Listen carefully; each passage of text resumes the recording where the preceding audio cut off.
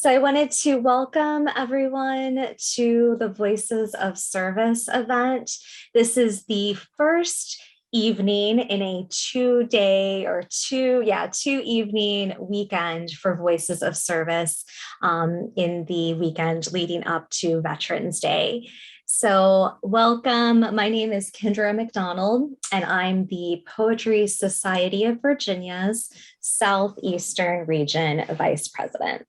I'm also a poet myself and an educator, and I am excited to be hosting this event with support of some other organizations. But as the Southeastern Region VP for the Poetry Society of Virginia, this is our fall event. And if you are not a member of the Poetry Society of Virginia, I'd love to invite you to become a member and check us out. We are about to celebrate our centennial, 100 years of advocating for poetry in Virginia. Our website is poetrysocietyofvirginia.org. I want to also thank especially the Muse Writers Center for collaborating on this event, for coordinating this webinar tonight. We are so grateful here in Southeast Virginia for the Muse Writers Center and the work that they do to support the literary arts and the amazing classes they offer for writers at all levels and in all genres. There are always scholarship opportunities available, so there are no financial barriers for taking classes. You can check out their current course offerings at the-muse.org. And also be sure to check the events calendar on Facebook. They have a great event tomorrow for young adult writers. And then, of course, the second portion of this event, Voices of Service, in person here in Norfolk. I also want to thank the Armed Services Arts Partnership, also known as ASAP. ASAP provides free art and comedy classes to veterans, service members, military family members, and caregivers, and believes in empowering veterans and their communities through the arts. And you can find them at asap.org. So that's a double, asap.org. I want to especially thank the panelists here tonight. I want to thank you all for your service, both to the country and also to the craft of poetry. I'm so thankful that you took time to be here tonight and to share the power of words. Veterans Day is always an important day in our nation. And as the resolution passed by Congress in 1926 states, Veterans Day is a day that should be commemorated with thanksgiving and exercises designed to perpetuate peace through goodwill and mutual understanding, and inviting the people of the United States to observe the day with appropriate ceremonies of friendly relations with all other peoples. And I can't think of a more friendly relation than sharing poetry at this time. So when I was thinking about organizing this event, again, an opportunity to celebrate veterans, but really especially this year, there's just been so much going on. And as we look at the 20th anniversary of September 11th and all of the changes that have gone on in the world with our veterans, I just really felt it was timely to gather our poets together who are also veterans. And I'm really happy to have you as part of this panel. So without further ado, we'll get started. I'm gonna give a bio introduction for our first panelist. They'll read, and then we'll continue on through. So we're gonna start with Stephen Blythe.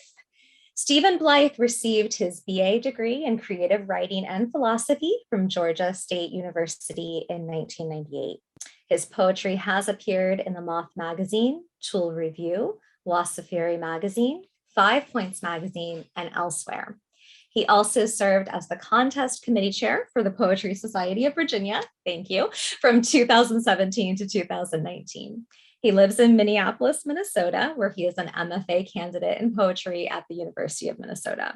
He was enlisted in the U.S. Coast Guard from 1992 to 2012, retiring as a chief machinery technician. His military awards include 2 Antarctic Service Medals and an Iraq Campaign Medal. He's also a good friend of mine, and I'm so happy that you're here, Stephen. Please take it away. Thanks, Kendra. So I thought I would read poems that are a little bit older. Some of these I wrote while I was in the Coast Guard. So I'm going to start off with this poem. It's titled Connex Boxes. And part of what we did when we were in Iraq was to like inspect these Connex boxes before they were shipped to the US. And so that's what it's about. It's about being on that pier and that. Connex boxes. If they spilled out, what would we find? Our empty shell casings, casings still full of nightmare, silk rugs with half-moon motifs, the birth of bright elephants. Would pages of our journals blow about the pier and photos of our wives be exposed to the wind? Wives whose only release has been to pose for us as pinup girls? Would illegible letters of another life from children we haven't met shrivel and smear in the sand and leave their mark of crayon? Could the entire war leak out, shaking us awake again? Black crates wait, brass handles wrapped tight in cellophane. My crew carries on. Our inspection is so simple. The proper paperwork, reactive chemicals, unclogged vent holes. Set these off to the side. Coffins require a special bill of lading. Boxes, they seem so small in the rows that grow, despite all our cranes and barges, despite all our repositioning. All right, cool. So that's Connex boxes. I haven't read that in a long time. So here is another one from that same sort of time period. It's called Patriot Missile, and it was about actually seeing a Patriot missile like go over the ship. Patriot Missile. I overhear myself schooling new arrivals after the evening meal. I talk the mechanics of modern missiles, all about their internals. We watch one launch, the velocity of it always on our necks. I think of a photo. My kids sit on the roof of our Suburban and we eat hot dogs in the heat of other cars that line the road. I always thought I knew the equations just before its quiet carryout. Somewhere there were numbers for its evaporative strength. Sand and sea, the slow burn of oil fields. But I was wanting to see a pistachio tree, the way it would jut out over the cool water, the clanging leaves dense with bold green color. In the photo, the wind is taking napkins from us. All right. That is that one. I'm just gonna keep going until you stop me, all right? I can't ever keep track of the time. Okay, so these are from my thesis I'm currently working on, and most of my thesis deals with my divorce and my physical detachment from my kids.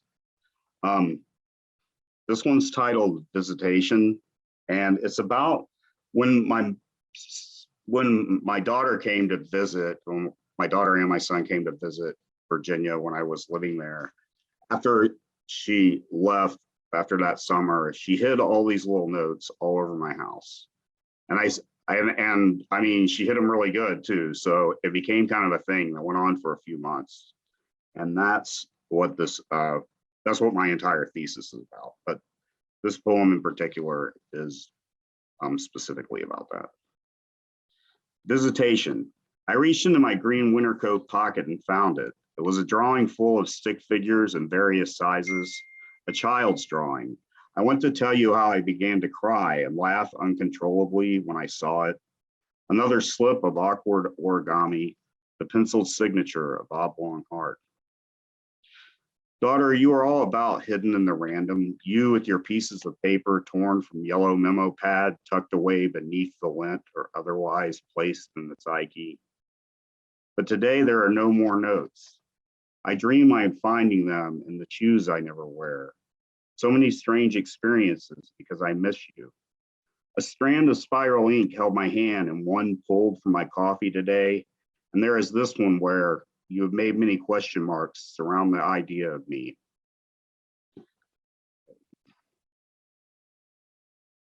Let me see what I want to do here. Okay, here's one that people seem to like. Okay, so this one's titled The Monitor, and it's about talking on FaceTime, which I guess we all do a lot of now, so it's a little different than it was back then. But talking on Skype or whatever it was with my son. But The Monitor is also the name of a ship from the Civil War. I can't remember exactly what its claim to fame was. I think it might have been, well, I'm really not sure, but it was also the title of the ship. Let's build a ship and then add the large turret, I said. You giggled and shook me, then I shook you. We laughed. It made our screens jiggle. You said my face was wobbly on your tablet. All my fatherly features turned bright babble of pixel. Let's build a ship and then add the large turret, I said. Boxes upon boxes of gray plastic models. I had them sent to you so we could pretend. Boxes upon boxes of the gray plastic models. I had them sent so I could feel myself inside of your room. Let's build a ship and then add our little men, our little crew. So you propped me square against the edge of your bed and turned away to construct our vessel. I studied you this way, tidy in my monitor for days. Let's add the large turret and then see how far it will fire. The yellow foam bullets you shot me with were soft against my cheek. The yellow foam bullets, I still feel them through the radiant circles on my screen. Let's add an anchor and then we'll have all that we need. But you didn't hear me this time, so I stared at your ceiling. I watched you rummage through the pieces, knowing the pieces would thin as your ship neared completion. That's the fan I installed last year, I said. Let's see. Maybe one more, huh? All right, let's try to take a good one. This one. This is sort of continuing along that motif of the drawings my daughter that I talked about. Unlabeled box. I'm in my chair in the attic space when the boxes I stacked in February topple. A drawing of me wearing sharp triangles for teeth falls out, and I wish I could tell you that it poured forth from the box labeled Halloween 2016. Instead, it fell from the worst box, the unlabeled box. You know this because you drew these teeth of mine after one of the fights. And I know it because I remember finding the box in the trunk underneath the golf clubs when I came to grab the car after the divorce. Maybe the unlabeled box is not your mother's idea of a joke and just a place for random belongings. This wouldn't matter so much to you, not knowing about the box, nor where this drawing of my new terrible teeth might have gone to. My face growing like a large balloon that takes over my stick figure body. You had forgotten all about it by then. This box, just a plain box that has all manner of effects in it I cannot place. Dead batteries, loose change, old candies. When I picked up the car from the roadside in front of our house, it felt as though I was stealing something. The box, I don't know why I keep it. Did you have to make my head so ridiculously round and fat?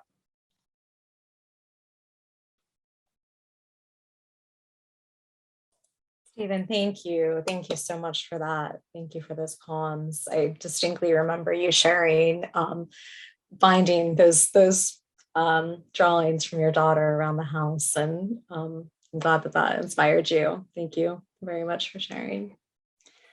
Okay. All right, excellent. So next up, our next panelist is Heather Barlow.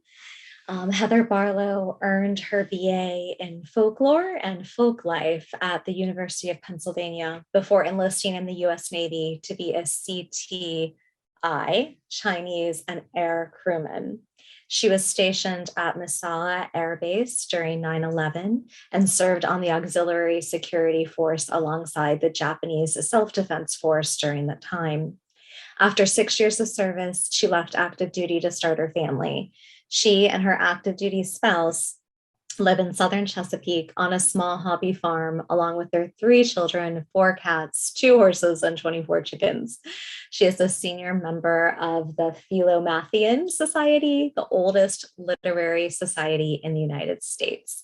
And she's just an all-around awesome lady. Heather, please take it away. Thank you, Kendra. So to start, I'm going to read one verse of a poem by Richard Lovelace, not by me, because it takes me back to boot camp. Because when I went to boot camp after being at Penn, many of my friends were a little confused, didn't understand the enlisting after getting a degree, but they knew that one of the things that would keep us connected and keep me sustained was poetry. And I have here, they would literally handwrite out poems on paper to send to me so that I would have that and they would see how they, sort of what they thought. And so this one, I think, made a lot of sense sort of to them and to me. In that case, the last verse is pretty familiar. It's To Athena from Prison by Richard Lovelace. And the last verse of that is, stone walls do not a prison make, nor iron bars a cage. Minds innocent and quiet take that for a hermitage. If I have freedom in my love and in my soul am free, angels alone that soar above enjoy such liberty. And so that I still have every letter that contained poems from boot camp and there beyond.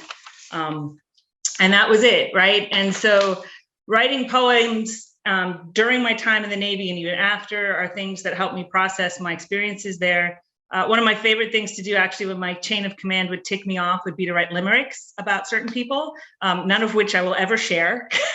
But that was one of the ways that I took back agency that was somewhat lost at times. And other things I do while in northern Japan, particularly after 9/11 and the chaos, is there were just these moments of beauty. And I would take a moment maybe to write a haiku, right? Like just capture that. And those are the poems, those are the moments I remember the most. Like a typhoon party in Okinawa could have been an excuse for a party or a poem. And so this is a poem I wrote as a typhoon was bearing down on Okinawa instead of going to the party. And it was this: an invitation. It's dark outside, but the wind insists on being awake. She blows salacious secrets, spiraling in gusts along with forgotten memories like paper birds unthreaded from a string. She whistles through the window, inviting me to play, to tangle my hair with her fingers and sing the songs of children and old women that suspend this world between what was and what will be. I open the door and invite her in, much to the chagrin of the curtains who bellow in protest and beat angrily against the pane, trembling in indignation at our immodesty and our laughter.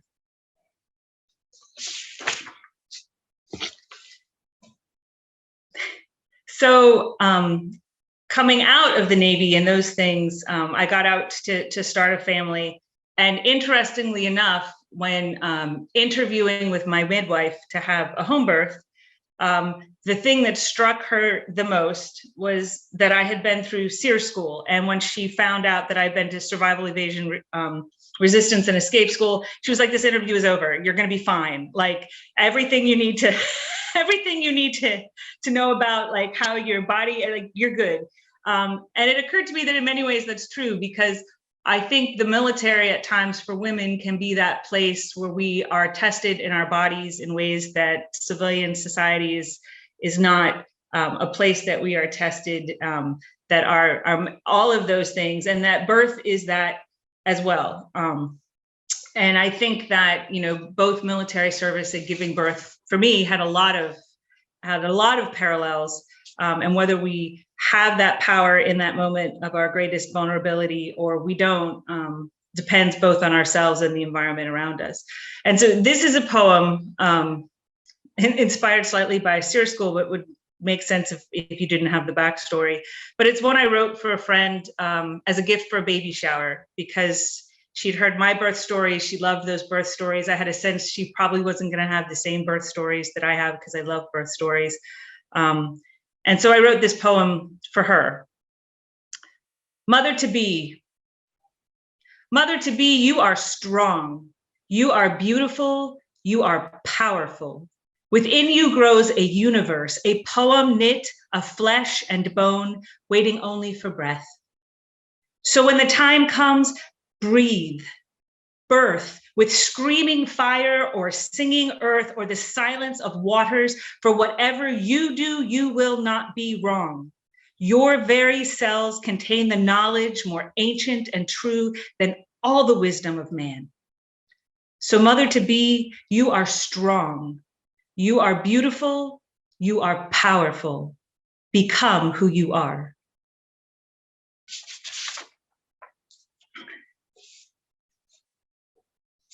And then moving on in cycles of life to the next phase, getting older, paying attention.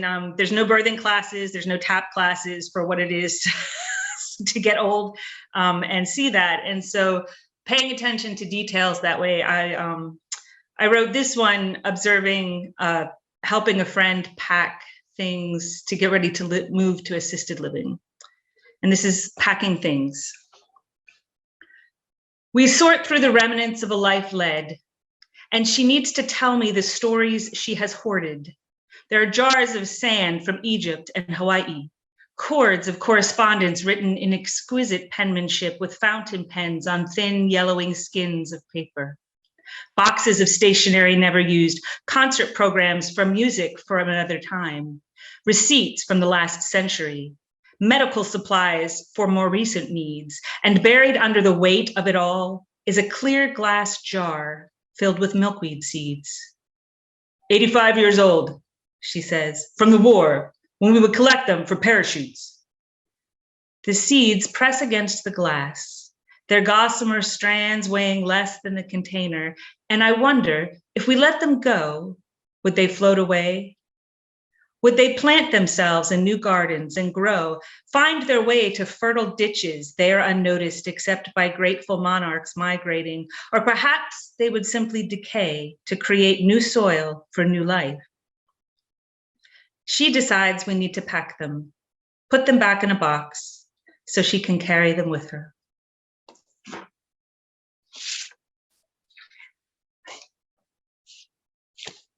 And my last two poems are found poems, and these are because when I met Kendra, it was because we were both featured poets for the Found Poetry Review in 2015. Was it that long ago? So these are two found poems. The first one is found by simply taking the first line of poems from the collected poems of Edna St. Vincent Millay, who, while I know she's not necessarily the most modern of poets in some ways, remains near and dear to my heart. And so it pulls me back to even high school when I loved her. And the second one is taken from a lecture with a DAR on hats in history. So the first one is postscript. My spirit soared from marching deep in the muck of unregarded doom, set foot down with distrust upon the crust of this world, it is thin. Gone over to the enemy now and marshaled against me, there at dusk I found you, walking and weeping, not dead, of wounds not borne by goodness and evil. Here is a wound that will never heal. I know 100 ways to die. So surrounded, how can the heart maintain a quiet beat? Son, said my mother, was it for this I uttered prayers? For this your mother sweated in the cold? Not for a nation that hurt you so. If there were a balm in Gilead, I would go. Yet in the end defeated, too worn out and ready to fall, I could lay me down in this long grass, leap now into that quiet grave. God called us, and we came. How innocent we lie among hard seeds of hate I planted.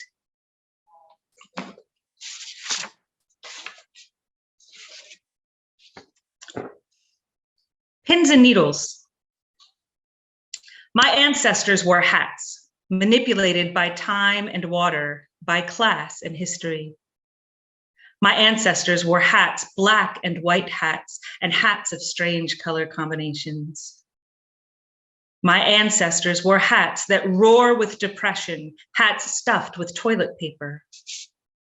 My ancestors wore hats, serpentine crowns held in place by outlawed pins forbidden as weapons. My ancestors wore hats, pillbox hats, polypropylene brims, hats that don't change shape and didn't survive the war. My ancestors' hats are fragile, faded, frayed, some stored in garbage bags disintegrating. But I have inherited their hat pins, and they are still sharp. And that's all the poems I brought. So, Heather, yeah. Yeah, on your track, you're joining us from not your home. So thank you for bringing those poems with you. That was fantastic. Thank you so much for sharing your words. I'm thrilled to get to hear them, and also especially like sharing those experiences at boot camp and those letters. I love that you have those letters. That's so special. And the letters that the people that loved you knew that poetry would sustain you, and that's amazing. So thank you for sharing that. Really appreciate your words. All right, try not to tear up tonight. We're gonna see if I can make it. All right, so next up with our amazing panel, we have Charles McCaffrey. So Charles McCaffrey is a Navy veteran and an avid storyteller, writer, and artist. Charles told his first story on stage in 2017 as a graduate of the Armed Services Arts Partnership, ASAP, Storytelling 101 class. He has since gone on to perform at ASAP's Service to Stage performance, DC Improv in 2018, Story District's annual Outspoken show at the 930 Club in 2019, in Story District's Top Shelf performance at the Lincoln Theater in 2020. His first set of poems will be published in ASAP's anthology, A Common Bond 3 in 2022. Congratulations, Charles, and welcome. Thanks so much for being here. Thanks so much. And Heather, I was a CTM and took the language test to be a Chinese linguist, and they sent back my test and said, stick with English.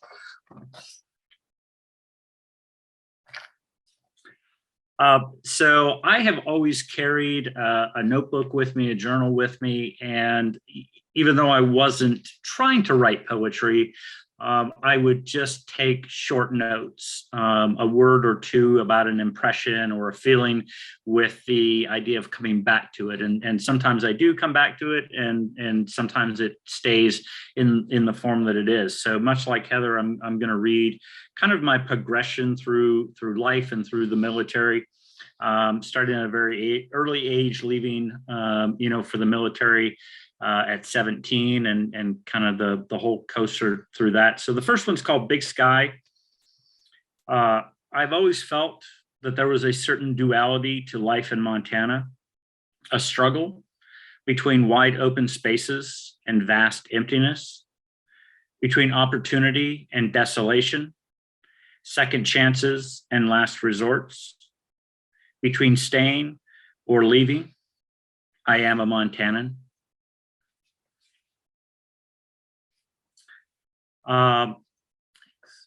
And so, within a couple of years, kind of having the epiphany that I was gay, and being afraid that I was the only one in the entire military, and just kind of dealing with everything that goes along with that. So I have a couple pieces about that.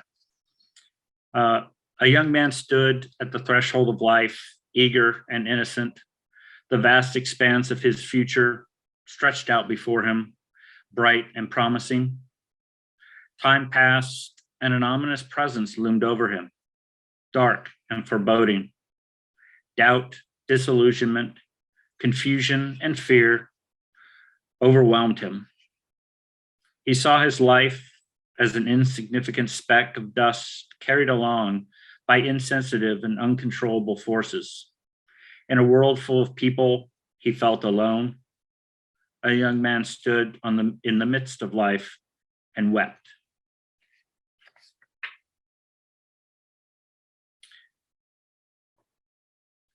And following along with that one called All of Me, a son, a brother, a friend, a lover. I'm all these and more, with secrets locked away deep inside, living for years as an imposter, a life of shame and self-hatred until the truth could no longer be contained, taking the first timid steps towards self-discovery and slowly finding myself. But will you still love me, still be my friend, or will you turn away and refuse to see the real me? I have not changed. I'm still the person you once knew. Now I know who I am.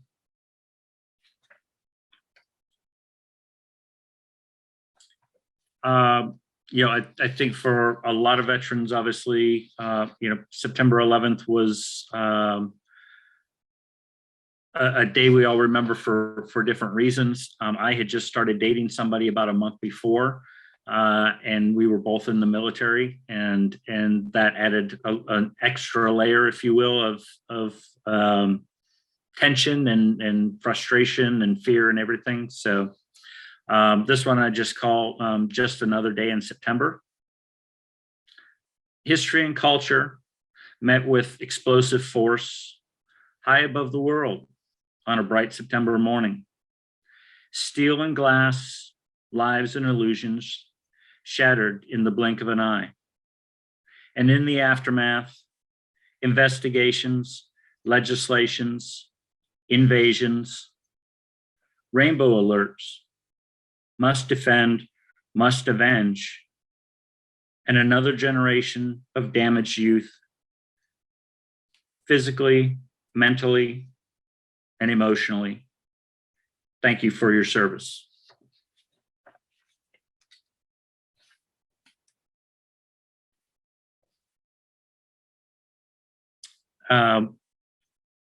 This is also from time in the military, specifically in the military, called Destroyer of Worlds. And just kind of the duality of being on a warship in the middle of the ocean, but also in the middle of the night, and having that peace and calm and tranquility. Mid-watch, bridge watch, all's quiet, below decks, sailors slumber, as we drive east across the Atlantic. Step to the bridge wing, the rumble of the engines, now white noise, full moon rising, reflected on a blue-black sea, a clear sky illuminated by 1,000 pinholes of light, a moment of peace, a moment of solitude, a moment of reflection. A call from combat, the spell is broken, reminds us that we are a destroyer of worlds.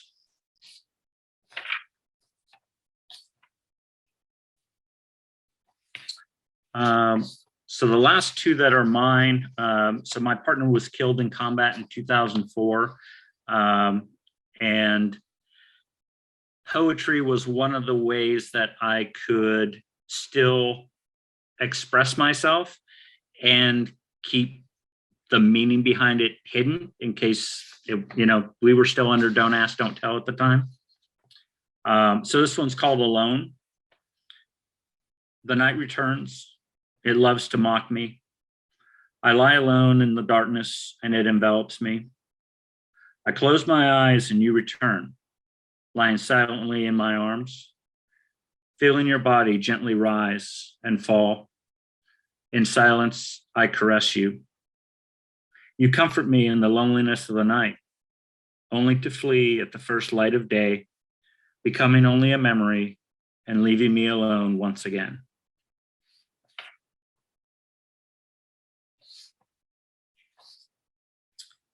And I call this one Damaged Goods. The sticker on the jeans in the bargain bin read Damaged Goods. I laughed and said out loud to no one in particular, ain't that the truth? We're all damaged goods to some extent and in varying degrees. On some, the damage is easy to see, while on others, like me and my closest friends, it's harder to detect. We keep it hidden deep within us and hold everyone at a distance, Should anyone attempt to get close, try to get to know us, we become cold, distant, disinterested. We become mean and condescending. We find some reason, any excuse to push you away.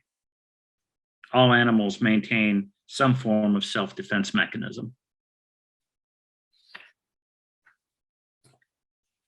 And I realize now that I'm getting a little bit older, I need to write something to the effect of "get over it" or "over it." The last thing I'd like to read is one of the first poems that I remember reading that, for one reason or another, stayed with me, influenced me to write poetry. And then as I went through the military and have traveled, and especially with events in Afghanistan in the past couple of months, this just resonated again.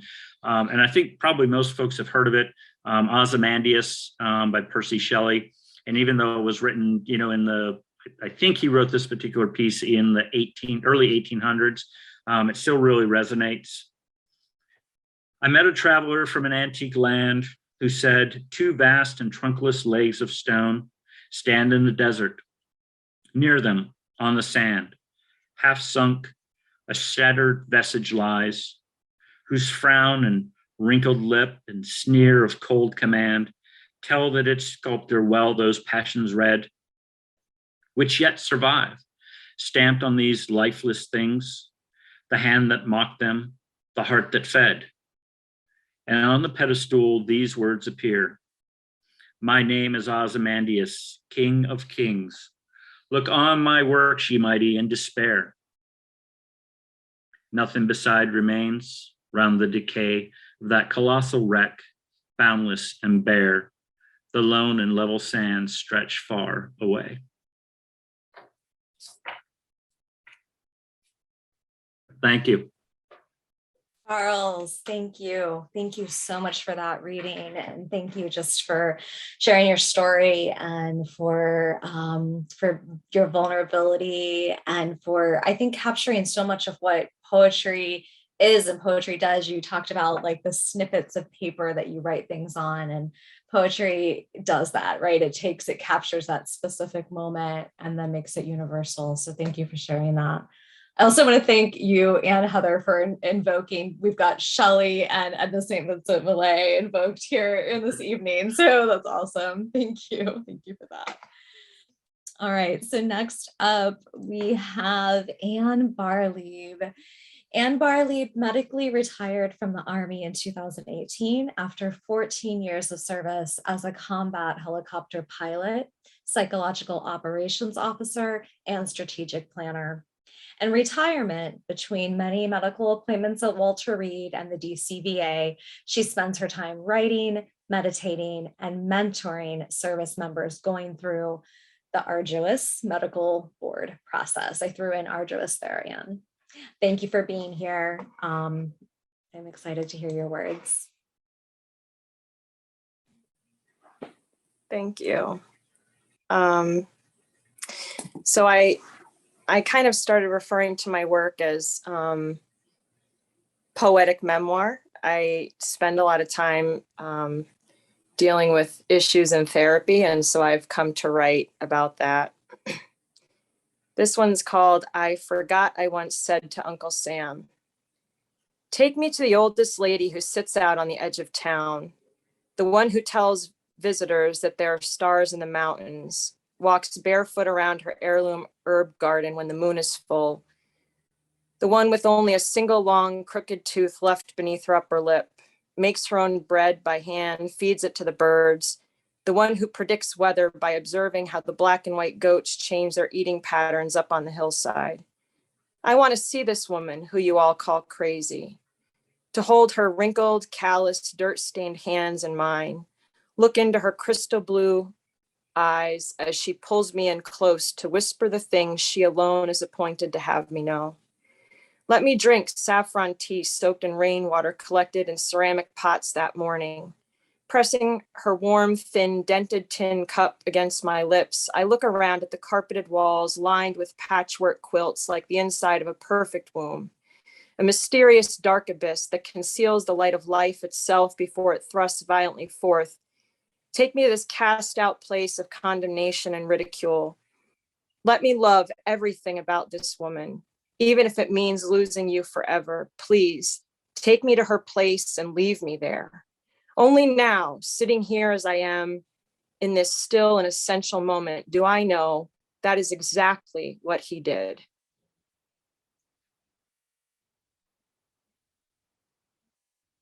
This one is called Post-it Notes, Promises, and Other Masterpieces. The uniform made no promises to me the first time I stepped into it. Boots laced around ankles tightly, black spit-shined inspection ready.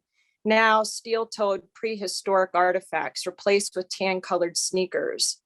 Walking through memories of broken promises never made in the first place. Figments of imagination. The uniform, a blank canvas for projected fantasies of what it means to go off to war, to win and to lose, to return, lose some more, and be discarded, lost forever, in the back of a closet, in a black box on a spiderweb shelf in the garage, in the back corner of some dusty surplus store downtown USA.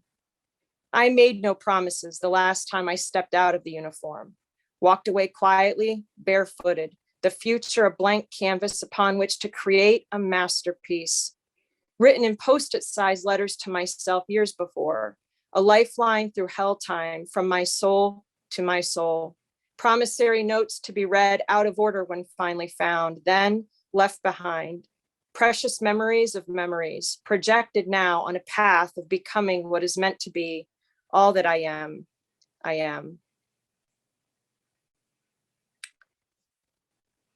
This one is called Spit-Shined Antidepressants. I'm not a doctor, researcher, or statistician. Still, I can tell you with an impressive degree of confidence that depression and the rate of suicide among service members has skyrocketed since the early 2000s, reaching unprecedented rates. Who among us can isolate factors enough to distinguish causality from coincidence? I'm no archaeologist, sociologist, or journalist, but let me tell you, at the turn of the century, while on my watch, the military did away with its black leather boots. Gone with them were groups gathered in circles around shared cans of kiwi, dampened rags cut from brown sweat-stained t-shirts. And you tell me, what becomes of warriors when they don't have a fire around which to sit, together with something in their hands besides a weapon? Can any of us remember the last time we polished a surface well until we could see clearly our own face in it? And this one's called The Karma of Confidence in War. The flight line at 3 a.m. in the desert is a cryptic place. Bones of aircraft sit waiting to be brought to life, to have jet fuel coursing through their veins and lights glowing in their gauges, to vibrate with radio traffic, frequency hopping to predict grid coordinates and takeoff times. These aircraft sitting so still and lifeless will soon make ghosts of people. My hand was so steady then, my heart so in it. Afraid I might have convinced myself I was God with the aircraft at my control, out to win a war. It never occurred to me then that karma might make a poem of this memory one day, and not much else.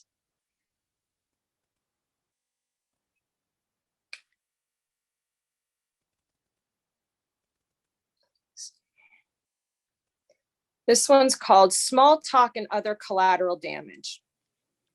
Try online dating, my therapist says. I feel the redness rush to my cheeks, the overstuffed wingback leather chairs slippery beneath the back of my bare thighs as I shift in my seat. We've had this discussion before. It's not really a discussion.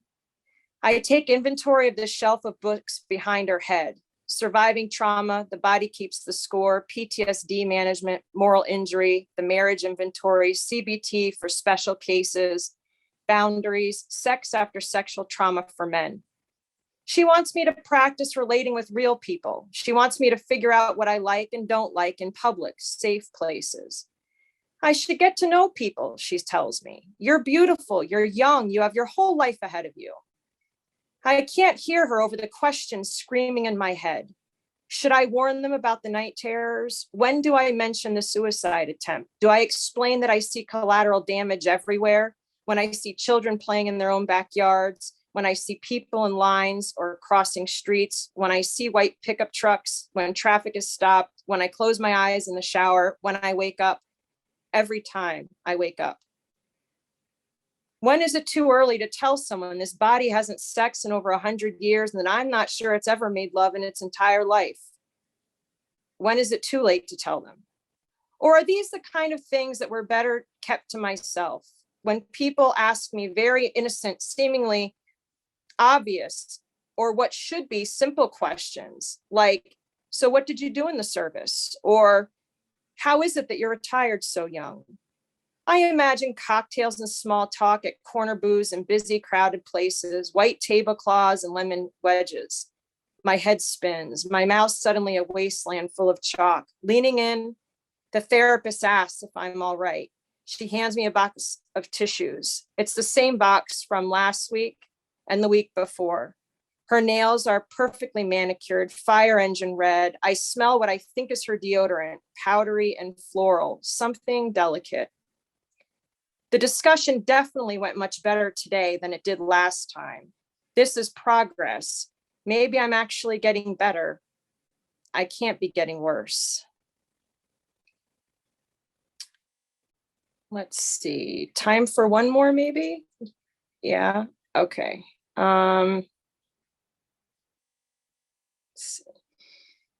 This one is called The Curse of the Oracle and Other Instruments of Wisdom. As we acquire knowledge and confidence, let us not curse, condemn, vilify, or demonize the other. Deny not your talent, bury not your gifts, the God-given inspired gifts unique to you.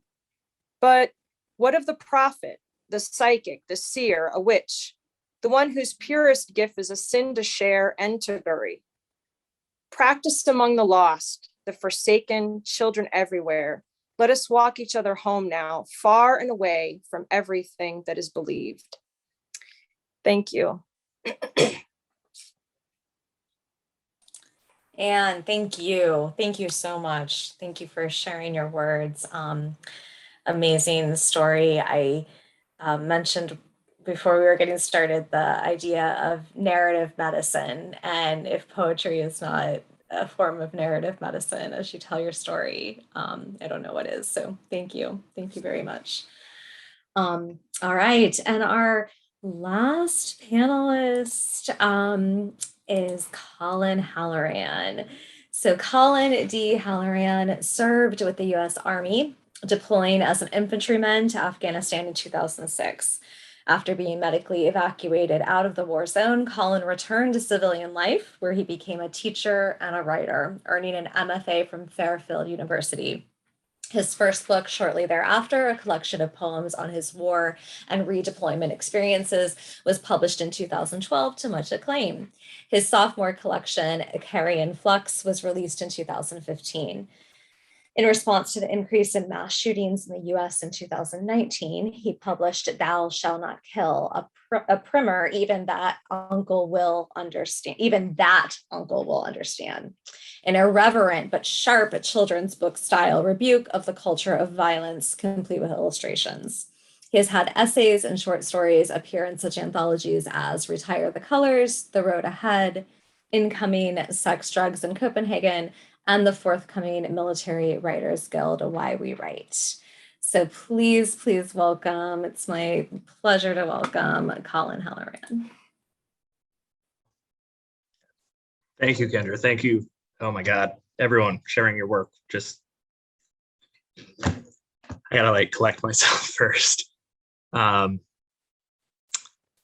I was planning on just reading from my new poetry collection, American Etiquette, and I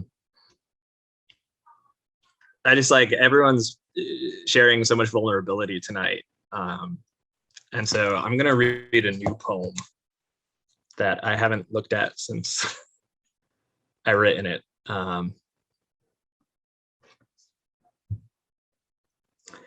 As a boy, the Lord's Prayer awed me. To speak the words, to feel, to belong, to know that all these people's daddies died too.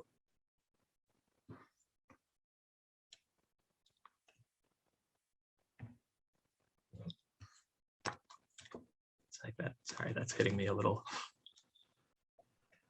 more than I was expecting. Okay. So American Etiquette kind of like each of my books kind of I distance myself a little more from my own war experiences. And so American Etiquette is split into two sections, foreign and domestic, and just kind of looking at the legacy of American violence at home and abroad. So I'll start with some foreign and move into some domestic and maybe bounce around because that just happens sometimes. They come from towns that don't appear on maps, not in our language or theirs. They come from Kada'a and Kalb, from Aramaic wanderings, from El Gabal and an eye for an eye. They come from Paul's conversion, the invasion of Dumatal Jandal. They come from the amphitheaters left by the Romans and the Greeks, whose isles they now flee to.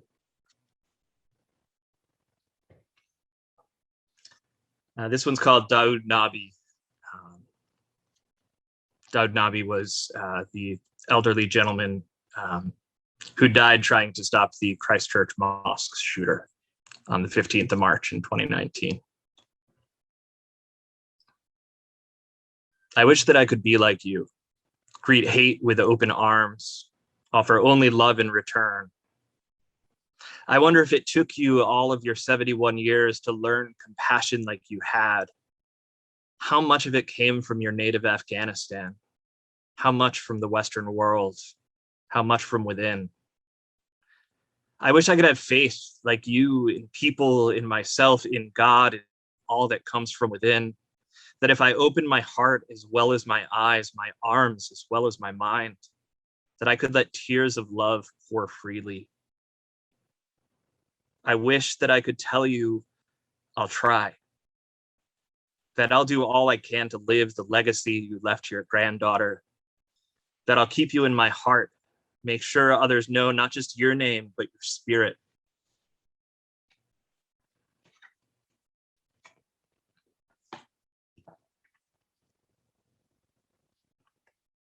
This is Hope Now Lies at the Bottom of the Sea. I once made love to a Sicilian, her skin smooth and salted, pressed against mine as I couldn't help but stare into her eyes. Somehow the same silvered green of the olive trees, leaves under which we writhed in frenzied embrace. Except it wasn't an olive tree. I once made love to a Sicilian, floor-length skirt hiked up to her waist, her back pressed against the wall of the darkened hostel room, somewhere just beyond the heart of Florence, my knee straining against the weight of our passion. But the olive tree is more romantic. It's the olive tree I see now when I close my eyes in search of memory, of dreams. It's the patina of her eyes, oxidized bronze, somehow still glinting in the long faded light. It's the white of the foam, turned up by the motion reminiscent of ours, spiderwebbing out across the opaque topaz of the Mediterranean, clinging to the sand left behind like dreams, never reaching further inland than the sea allows, never reaching me beyond my memory, never reaching the ground on which I walked in Sicily or Florence or Rome for that, never reaching out like spiderwebbing sea foam to its own existence, like dreams, like hope. I once made love to a Sicilian, doesn't matter where. Sicily, an island, like hope, like dreams, like memory, clinging desperately to the pull of the mainland, the safety and hope of the Alps and beyond. But Sicily cannot know, if knowing is a thing, what that comfort is. I travel through time, through memory, freely through the world to nights without restraint, abandon all thought, all conscience because I can. But we all are islands, dreams, and hope now lies at the bottom of the sea, nameless, not forgotten, like dreams, like an olive tree, and the foam that couldn't reach it, like memories that never came to be.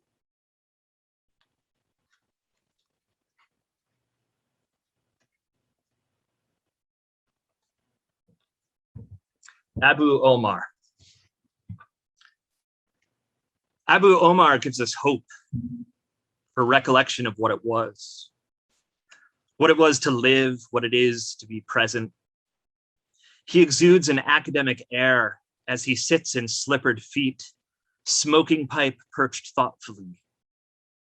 His chin is slightly tilted, eyes turned not toward chunks of rubble on the floor or the bedstand, slightly more tilted than his chin.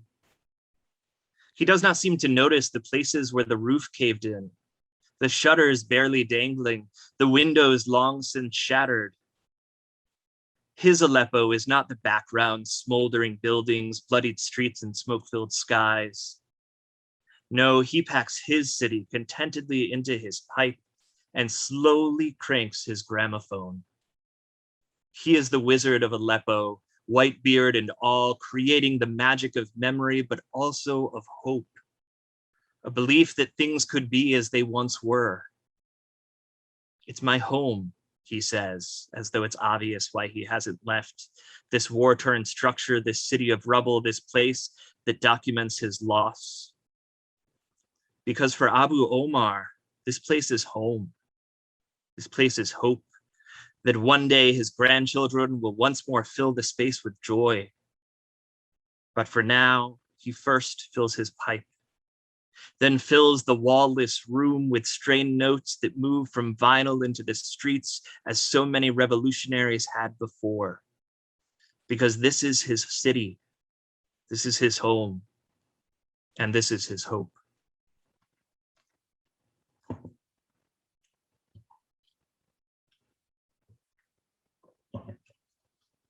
This is another poem that I wrote in response to the Christchurch shooting in March of 2019.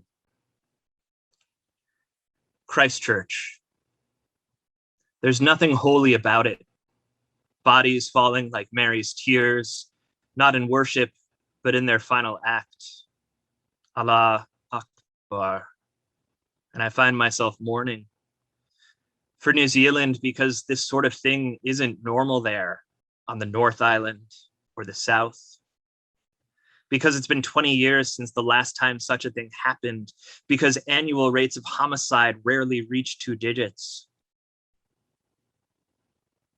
For my friend in DC who must figure out what to say to the group of Muslim girls she leads in prayer each Friday, who must falsely reassure them not to worry, it couldn't happen when they step into their mosques. For my priest in North Carolina who spent time on New Zealand altars, who still leads worship from a Maori book of Anglican prayer. And I find myself mourning for the US, where this sort of thing is normal, where it's been 29 days since such a thing happened, where we're halfway due for the next.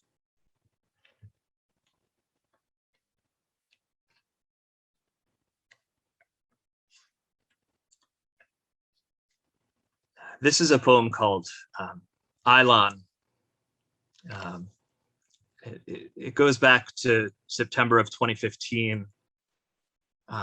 There's a very famous photograph of a young boy washed up on the shore of Bodrum, Turkey, whose family had been trying to escape across the Mediterranean. So this is the poem that I wrote for him. My niece loves shoes, her own most of all, though she's still too young to tie them. Something, maybe pride of early accomplishment, draws her to them, a symbol of her evolution from 4 legs to 2. And I marvel. not just at her obsession, but of what it represents. I cannot remember the first pair of shoes, though surely I must have had them. I cannot remember the unsteady steps that wore those first soles down. I cannot remember who tied them, who lifted me back onto them when my unsure legs betrayed me. I cannot remember the look on their faces. They looped my laces tight. But I know that they were there. I do not know how I will lace my first child's pair, but I practice with my nieces. The thrill on her face, eagerly awaiting the security of snugness that signifies the first unsteady steps. Accelerating, fleeing the safety of Uncle Colin's arms. And she will not remember the look on my face once I've tied the laces twice to keep her safe. She will not know the shoes I think of are not hers. She cannot know that while she flees my arms, my mind is also fleeing. Refugee of remembrance, seeing someone else's shoes as I saw hers on someone else's feet, on a beach a world away, two souls not yet worn down. And though I cannot see the laces, I know that someone tied them.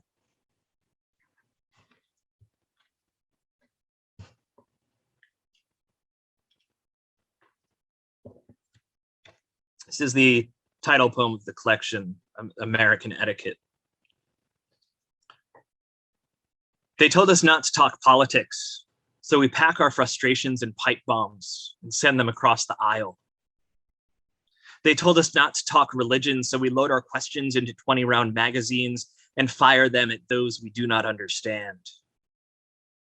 They told us not to talk about race, so we shut ourselves off. We fail to connect until round by round we unload our anger in supermarkets. We model this example we were told, so when two high school boys disagree, they reach for weapons, not words, until one is in jail and one in the ground. We do not talk, and our silence begets silence.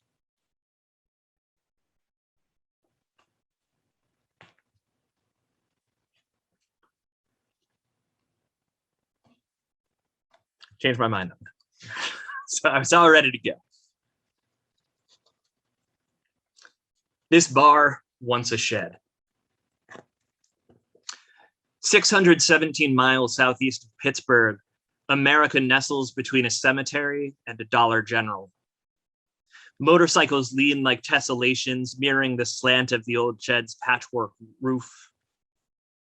A faded Volkswagen-sized Steelers helmet marks the spot on the dark country road where Vietnam vets and their more recent counterparts drink dollar bottles and sing karaoke, where clanging quarters predict the clack of pool balls racking. And 2.3 miles down the road, a late blooming cotton field reminds us of our late blooming history.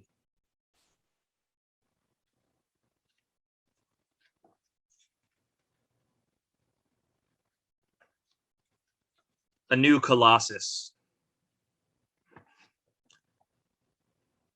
What are the dimensions for a child-sized cage?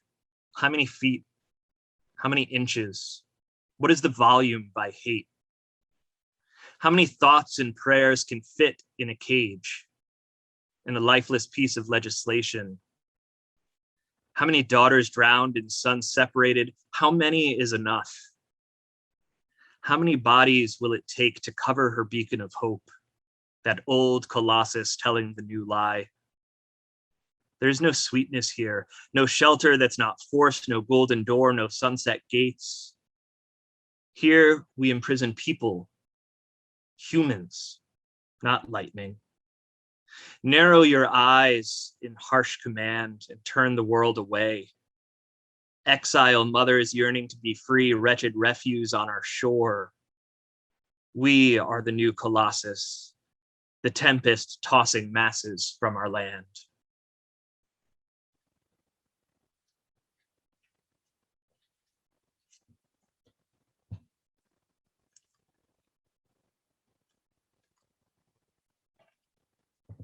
And I'll close with with these final two.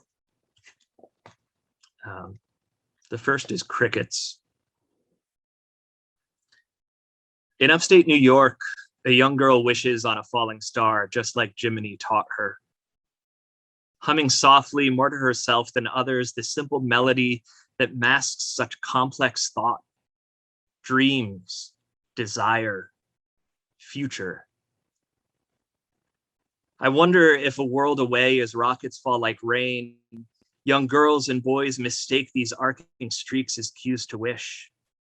If they spend their final moments thinking of cartoon crickets, false hope in a world full of falsehoods.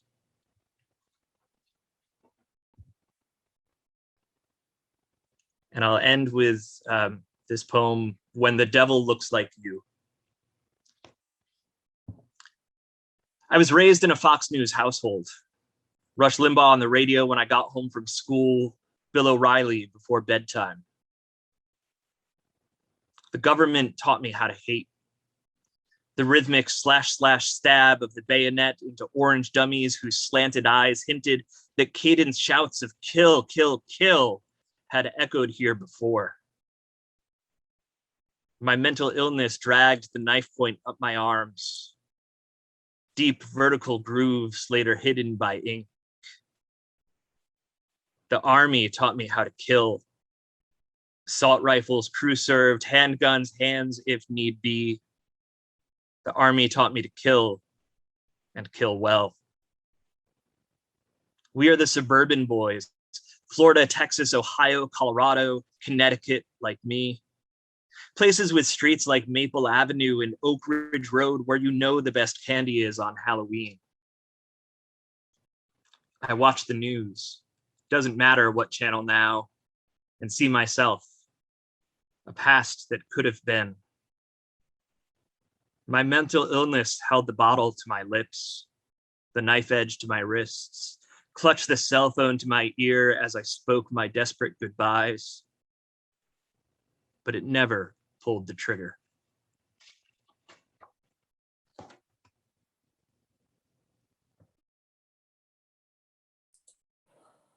Colin, thank you. Thank you, thank you, thank you, thank you for your words, for your work, for sharing your stories with us. Just thank you. I'm grateful to know you and grateful our paths crossed so long ago. Thank you. So all of our amazing panelists tonight, thank you to all of you. We do have a small opportunity for a question and answer. We have people out there, I can see them in the queue here. So if you have any questions that you want to address to any of our panelists together or specifically, you can use the Q&A feature at the bottom of your screen. But I thought I might just kind of start this conversation off, maybe a little less formal Q&A, and just, I really, I mean, as a poet, I know that it's a very cathartic thing for me, and it's how I process many of my concerns with the world that we live in. So I just kind of generally wanted to ask you all, I feel like I can hear how your service impacted your writing, or at least carried through. Did anybody want to just generally comment on how their service influences their writing, if it does or doesn't? I'd just love to kind of hear your perspective on that. Sure, I'll jump in. Thank you, Charles. Sure, no problem. So in a number of ways. So one, just traveling and seeing the world and experiencing other cultures and food and religion and everything certainly has influenced my poetry and writing. And then there's the, what actually went on with the military service and the experiences, both good and bad. that come along with it. And so, still to this day, I've been out over 15 years now, which is really hard to believe.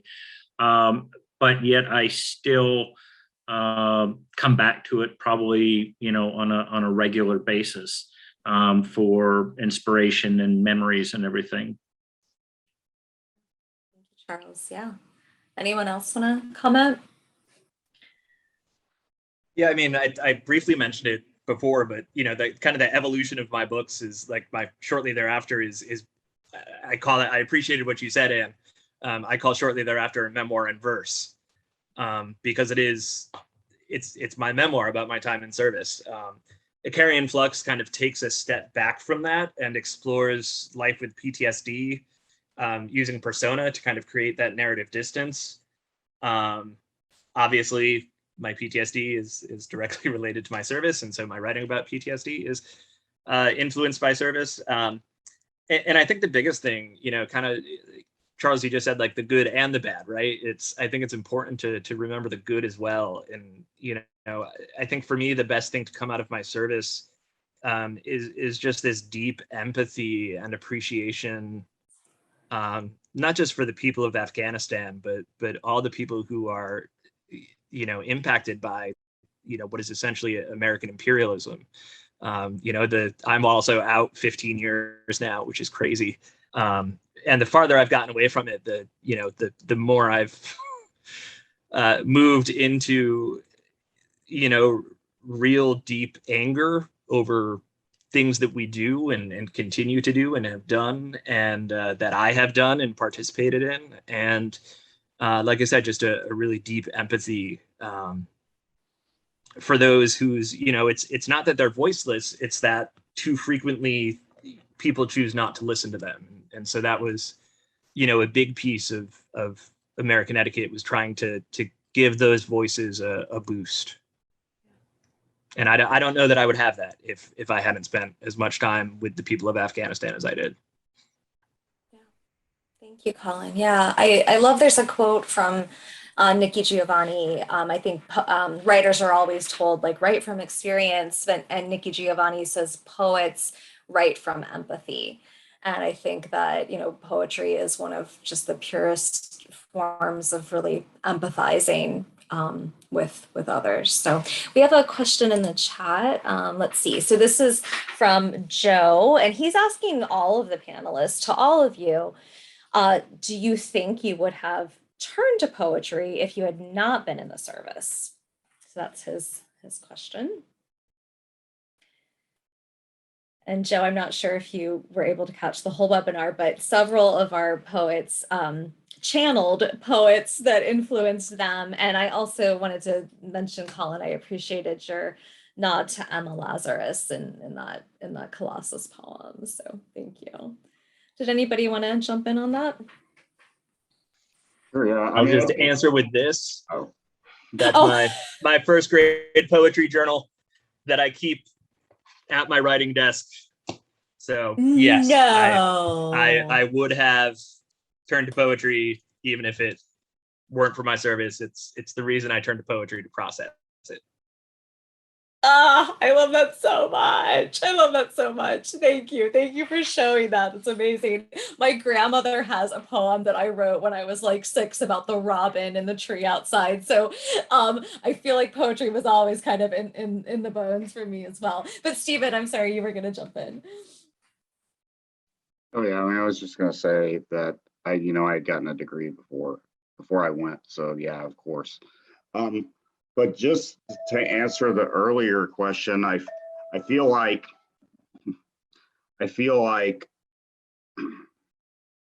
that the thing that influenced me more was coming home, so like with the poetry, because I think that was a difficult transition,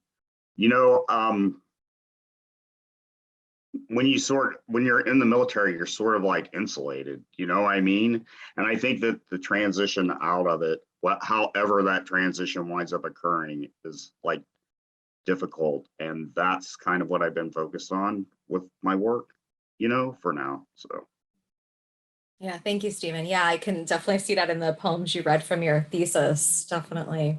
Yeah, thank you. Any other comments on that? Anne. Yeah, I think, when I was going through college, I wanted to major in English, and my aunt was an English teacher. And my mother said, when she asked me what I wanted to major in, and I said English, she said, if you think you're going to live at home and teach English for the rest of your life, you're wrong. And so that kind of led me on a path of, well, if I couldn't have my deepest heart's desire, then I want to do what was considered, what I thought of as the most impressive thing, which was pre-law, available at my school. And that sent me on a trajectory. When I was branching aviation, the only reason I did was because an Apache pilot at my school was walking the hallways and asking, why hasn't a cadet from our institution ever branched aviation? Aren't any of our cadets good enough? Well, I heard, aren't any of our cadets good enough, and set my sights on getting aviation pretty much just to prove I was good enough, and never equated getting aviation with flying ever. I didn't even know what aircraft were in the Army inventory. And so now looking back, I feel like when I was in 6th grade, Sister Thomas Aquinas used to tell me, Anne, you could write about macaroni and hamburger, and I would read it, for weeks. But then she would beat me up about, my papers were always bloody. I mean, she said, please get your grammar right, because you're going to lose all credibility, but your words are just like magic. And so I think I could have become a brilliant writer and probably written some impressive fantasy stuff or some novels that might have made something of themselves. But I think that my path of service has now, I can lend my voice, I think, to matters that are issues that really matter, with an air of credibility, because I've been there, I've seen it, and I've done it. And I've often felt like, if my writing is meant to be for that, and I do write some, entertainment pieces from every now and again, but the majority of my work is focused on dealing with really the challenges of the human condition. And I feel like service members, we have use this word kind of carefully, the privilege of being exposed to the most, catastrophic or kind of examples of life experiences. But really, trauma is what unites everyone. I mean, and I think after being in the pandemic for this long, and everybody's got their challenges, and certainly after spending my entire career was spent at war. And when you've got a generation who spent time like that, I've started thinking to myself, if those of us who have served feel called to write, if we fail to do that, then we've only done half our service, in my opinion, because I feel like those of us who've done the service, if we put the work in to digest those experiences, mine the wisdom that's available through them, and then leverage it. And I'm always so grateful for the writing groups. I mean, I attend, between my therapy appointments and writing groups, takes up a lot of time of my week. But, the elders who hold that table and allow us to gather around notebooks and laptops that are essentially like altars, that's a legacy that is, future generations need that. And so I absolutely think that, I would have been a writer had I not served, but I also wouldn't be a writer if I didn't serve. Thank you, Anne. That was beautifully said. Absolutely. Absolutely. And I think you've just illustrated, I mean, all of you tonight have just illustrated the power of words, right? And the importance of telling that story. And I think poetry has that, again, that opportunity to reach into the universal. So yeah, definitely. And you've kind of segued perfectly, because I did want to just kind of wrap up the panel by just kind of asking you all what you feel, I mean, in this time, which, I mean, did anybody expect, like, I don't even know what the time, 18 months, 20 months, however long that we're still like Zooming and doing this kind of virtual world. But, I think that poetry kind of had a moment, I mean, really was coming, our time as poets was kind of like taking all of this turmoil of 2020 and kind of putting it out into the public, and people really looked to poets here, I think. So I'm just curious as to what you feel like the role of poetry is now. Like, does poetry have a place in 2021, and kind of what the role of the poet is?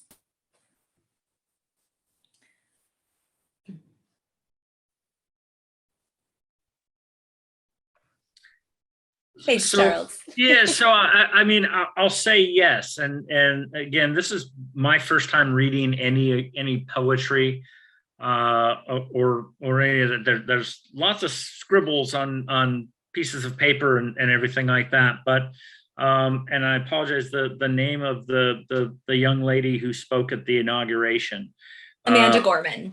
Yeah, Yay! and I look at her, and I'm probably closer to 2.5 times older than she is, and the thought of doing that scares the hell out of me, type of thing. And so but I think you have a generation, and I think we have numbers of generations now that do love poetry, are inspired by poetry. I think to the piece that inspired me and keeps inspiring me, Shelley could have written that piece about being in Iraq and looking at Babylon, and that's part of what brought it back to me. I've been reading more and more of the the veteran authors from Iraq and Afghanistan, and at least 2 or 3 of them have mentioned going and visiting Babylon, and that's what I think about with this. And so I think the poetry is going to be timeless, and so I think there is a place for it, and I certainly hope that more people, to Colin's point about this masculinity that keeps you from using words, but it's better to use guns. At some point that will have to break. And hopefully we can talk more, and if poetry or short story writing or painting or whatever it is can help folks achieve that, then I'm all for it. Thank you, Charles. Thank you. And wow, I'm really like honored, Charles, that this was like your debut poetry reading. So that is fantastic. How brave of you, and thank you for doing that. That's awesome. Very good. And Heather, I was hoping you would chime in as a member of the oldest literary society in the country. Please comment. Sure. So that's actually based at Penn, and it's the oldest ongoing literary society. So I think there may have been one that was formed before, but there was a break and then it went on. So that's one of our claims to fame. The other one is that we actually published the first full translation of the Rosetta Stone, not in my time, obviously way before, but yeah, that was one of the but I was never brave enough to read any of my poetry there, right? Like, so I participated in more like stump debates, like, is it better to be a pig satisfied or Socrates dissatisfied? We have all kinds of things that we do there in the halls. But I wanted to go back to sort of what Charles was saying about, with art, and then what you were talking about with the pandemic. And I think it became hugely important, not just for entertainment, but for expression. But we were given the time and the space to sit with things in ways during the pandemic that, at least in my life, being so busy, running around with 3 kids, having an active duty husband still, having horses, having chickens, and that space to sort of sit with whatever grief we needed to sit with, and be uncomfortable, and have that sort of as a catalyst for writing, for art, for music, for sessions on the front porch, to be able to share with people outside, because that was the only place that felt safe to do it. So I think that there's a huge place for that, and that, whether it's being stuck in barracks or on mid-watch with nothing better to do, or, being stuck at home during a pandemic, I think at times we need those experiences to give us the space to create art in whatever form it is, poetry, music, all of that. And so hopefully we come out of this with some incredible art that is going to be timeless, that is going to be the thing that speaks to the next generation, and whatever it is that's going to be the uncomfortable piece that gives them that space. Well said. Thank you. Absolutely. Very good. Yeah, I was going to call out Heather, who she lives in a neighboring city to me, and she opened up her front porch in 2020, and I joined her on the porch, and there was violin music and poetry, and just again, the time and space to have that shared connection through art. So thank you for that, Heather. All right, if there's no other questions, all right, I think I'm gonna kind of wrap up, but I really wanted to close. I wanted to mention this. So the Virginia Poetry Society's former president was a gentleman named Jeff Hewitt. I don't know if any of you knew Jeff Hewitt, but he passed unexpectedly in a tragic car accident in February of 2020. And Jeff was, I don't even know how to describe him. He was a rebel, and I think he struggled a lot with, loving the country that we live in, and honoring that country. But Veterans Day was very important to him, and there was never a Veterans Day that went by that he didn't talk about his grandfather or his pop.